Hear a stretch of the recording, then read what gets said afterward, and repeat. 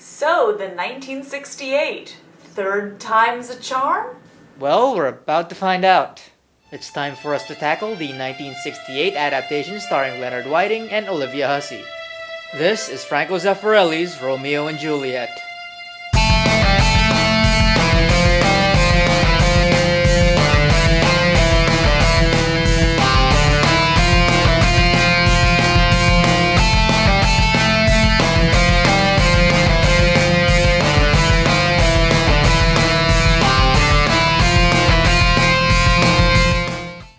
Wait, Franco Zeffirelli? Yes? He did the Mel Gibson Hamlet. Yes? Oh god, I hate you. That has never been in question. I really hate you. Nor that. We have an embarrassingly bad pantsless situation yet again.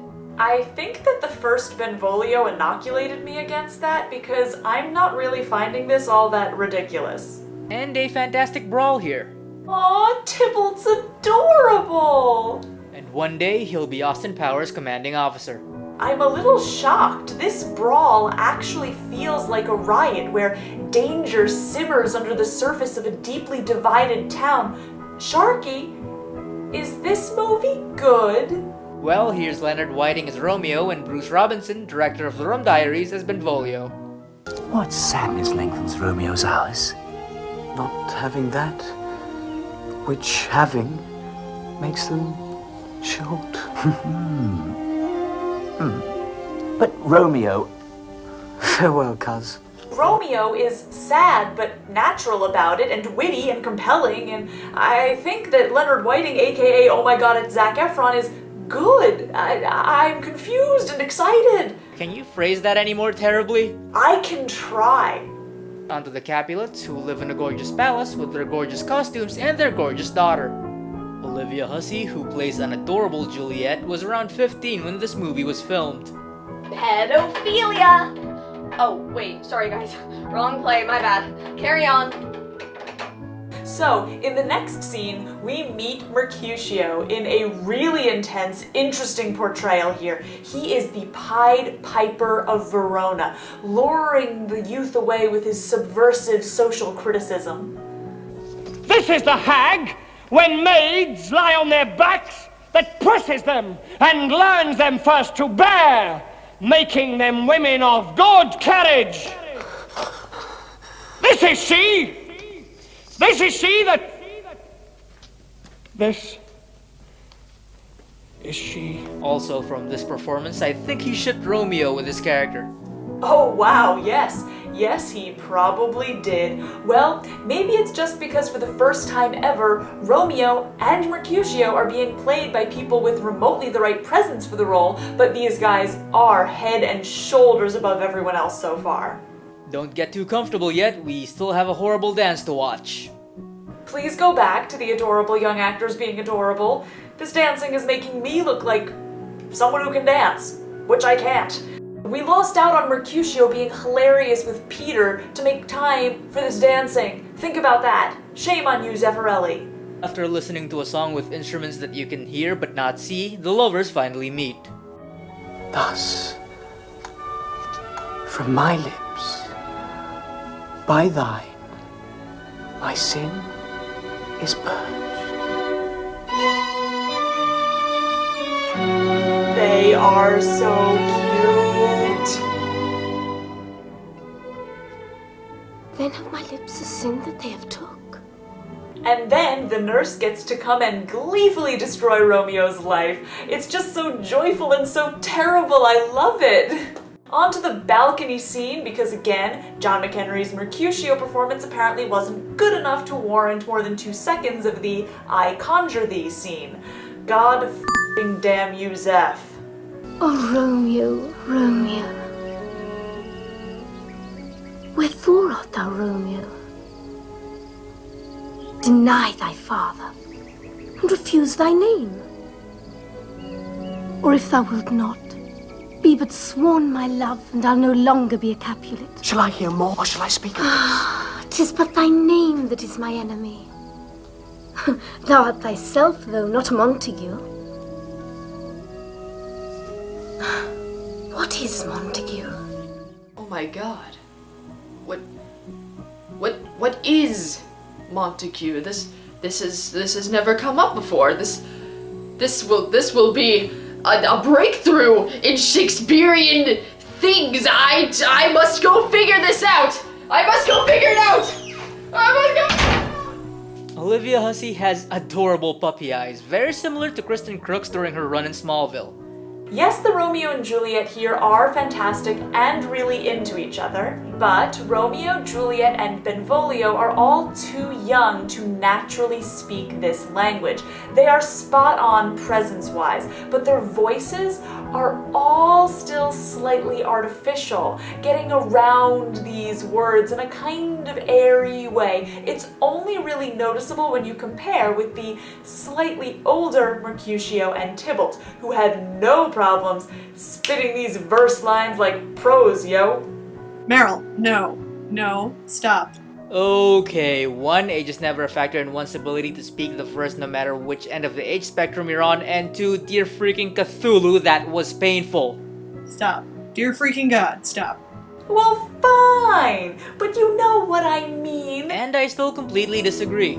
Also, does this girl rely on her admittedly awesome eyes too much? Juliet, you're allowed to do something besides bug out your eyes, girl. Nothing nearly as hilarious as Romeo's sassy leaning pose he has going on here. Nothing like trying to look sassy while wooing the love of your life. But God, he's adorable. I can't stay mad at him. He's just so cute. And now he's frolicking through the forest. Okay.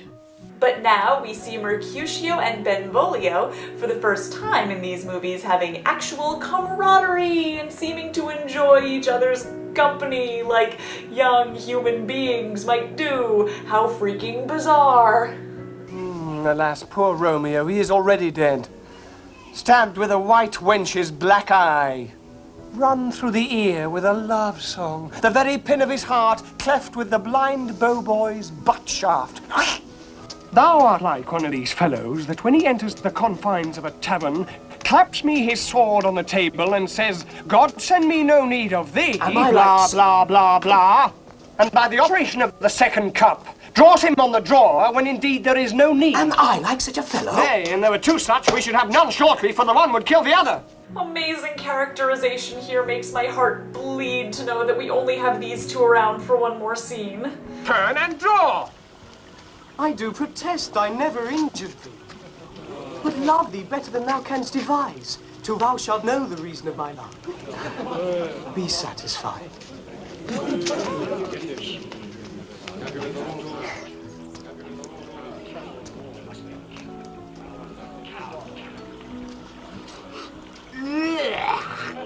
Tybalt is gloriously well characterized here, ridiculing Romeo by dissing his kindness and showing off for his team. Make haste, lest mine be about your ears and it be out. Can I talk about this fight scene? A lot? It'd be highly hypocritical of me to say no. Okay, first off, even though most characters could be seen walking around with an ear-accurate espada de lato, some characters can be seen walking around with Kiyom. Still, the fact that they had the espada de lato instead of the more intricate swept belt that was more prevalent at the time also doubled as a status symbol, a combat-ready small sword, if you will. Would indicate that both families, while clearly heavily influential, would not what people back then would consider wealthy, which adds another level to them inviting Mercutio, best friend of a Montague, over to their little party. Not just to make nice to the prince, but to make him like him well enough so that he'll back a financial endeavor when the time comes. I think, just possibly, you may have overthought this a tiny little bit. You should read my Avengers review. Let's go into the fight scene itself, where Mercutio is amazingly fun and Tybalt gets a little thrown by the anarchic presence he's up against. It's tense, exciting, dangerous, and fun, and the brilliant reactions from the crowd really finalize this amazing scene, make it real and suspenseful, proving why Shakespeare can work on film when you can actually get the whole world of extras going a bit more easily. The fight scenes are some of the best that I've seen. A nice mix between Errol Flynn-style sword gymnastics and brawling. Intent was shown very well with the way the combatants carried themselves. Mercutio and Tybalt's fight was more of a friendly spar. Yes, there was a bit of intent to hurt, but none to kill. Mercutio gets stabbed because he joyfully leaps into Romeo's arms while his friend's torso was blocking his view of Tybalt's blade, which was in guard rest stance. When Romeo runs after him for vengeance, Tybalt telegraphs every last move. Any school of combat at the very beginning tells you specifically not to do that. Ever. Well, except for Kendo, but that one's on an entirely different continent. Telegraphing is generally taught to be avoided at all costs, especially when fighting with rapiers where just about every maneuver boils down to a lightning-quick hit-and-run tactic. In the end, when Romeo is down, he charges in with sword up, leaving Romeo a wide target, despite the fact that a rapier is a forward-thrusting weapon, not an overhead cutting blade. It does a fantastic job of showing Tybalt's guilt over Mercutio's death without adding any lines of dialogue. Dear God, man, overthinking this. Did I mention that half of my Avengers review was footnotes? A punishment! Be merciful, say death! Oh, look at Romeo going all emo with the friar. I like Romeo more than I like the friar, if that counts for anything in particular. We're coming up on the post-coital scene. The one that was done in hilariously G-rated ways in the last 2 installments. This movie did not have that problem. Zeffirelli had half a second of nudity on Juliet, sparking controversy that got him more eyes on his film than he probably ever would have had. Ah yes, that half a second that is the bane of English teachers' existences everywhere as they fumble for the remote in time. Now that Juliet is about to commit fake suicide, the director does a jump cut which looks like sloppy editing more than anything else. And she passes out in the prettiest, most comfortable position possible, which I don't begrudge at all. Staying dead in an uncomfortable position is annoying as heck. Well, Romeo returns through that awful gate that can't keep anything out. Where we once again see Tybalt, buried as he lived, wearing his silly, silly hat. And then he dies. I'm sad. Mostly because it leads to the one legit not good thing in this movie, the fake crying. Ugh.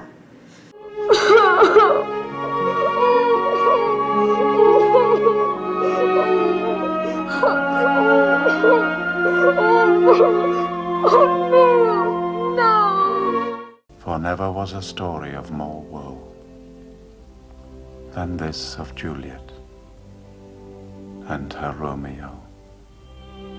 I will never see a Mercutio anywhere near this good again. I am in love with John McHenry. If I saw him on the street and the man is, what, in his 70s, I would demand that he do the Queen Mab speech for me. He was manic and narcic, fun but dangerous, everything that a Mercutio should be. He has ruined the role for me since I will never be able to see anyone else do it ever again, and like it nearly as much as I should. Damn you, John McHenry.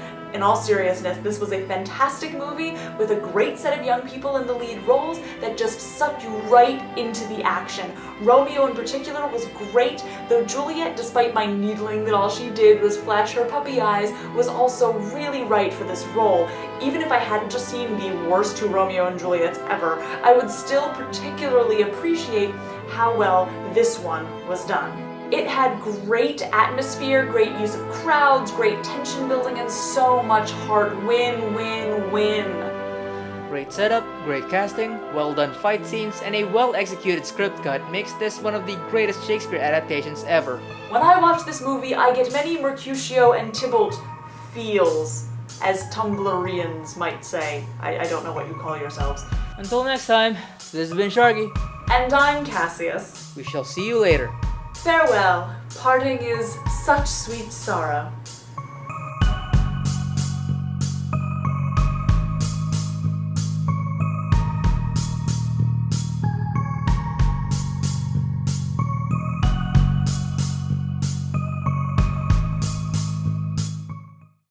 No problems spitting these verse lines like prose, yo. What possessed me to write that? Oh, God. Oh, good God.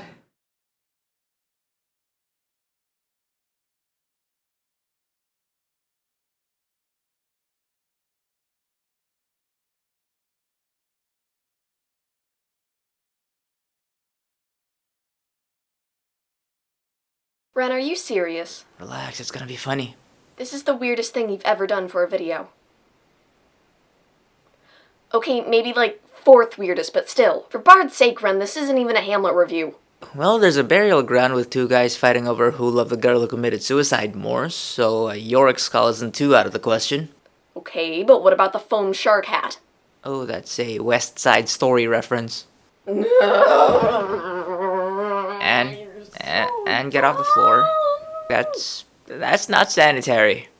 Don't you mean sanitary? No. Get off the floor. If you can put a foam shark hat on Yorick in a Romeo and Juliet review, then I can make puns. Fine.